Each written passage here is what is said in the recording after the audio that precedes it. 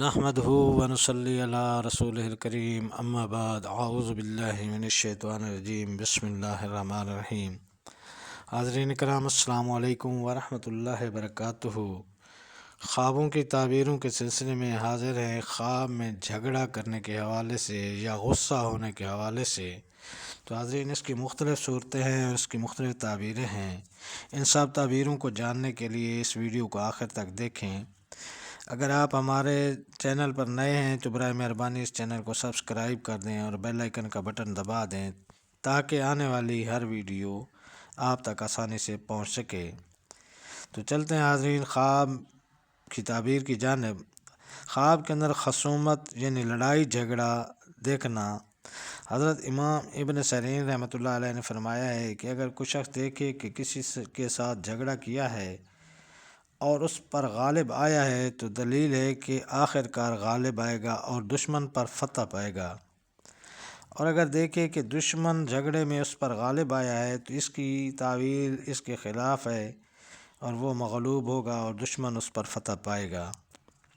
حضرت ابراہیم کرمانی رحمۃ اللہ علیہ نے فرمایا ہے کہ اگر کوئی شخص دیکھے کہ اس ملک کے حاکم سے جھگڑا کیا ہے اور اس پر غالب آیا ہے تو دلیل ہے کہ وہ حاکم سے خیر و منفعت پائے گا، اور اگر اس کے خلاف دیکھے تو وہ حاکم سے رنج دیکھے گا، اور اگر دیکھے کہ بادشاہ کے سامنے جھگڑے کے ساتھ گیا ہے تو دلیل ہے کہ اس کی مراد پوری ہو جائے گی۔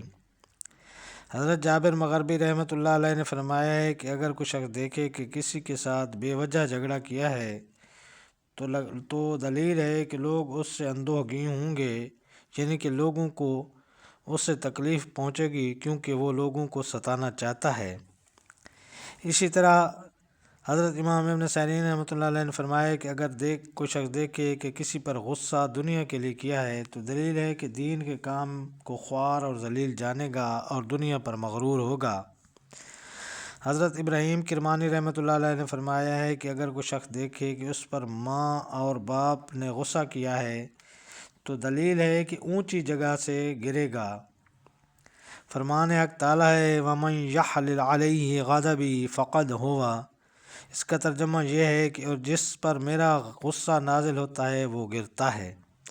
تو یہ تھیں حاضرین خواب میں غصہ کرنے اور جھگڑا کرنے کے حوالے سے تعبیریں۔ اللہ تعالیٰ آپ کو اپنے حفظ و امان میں رکھے۔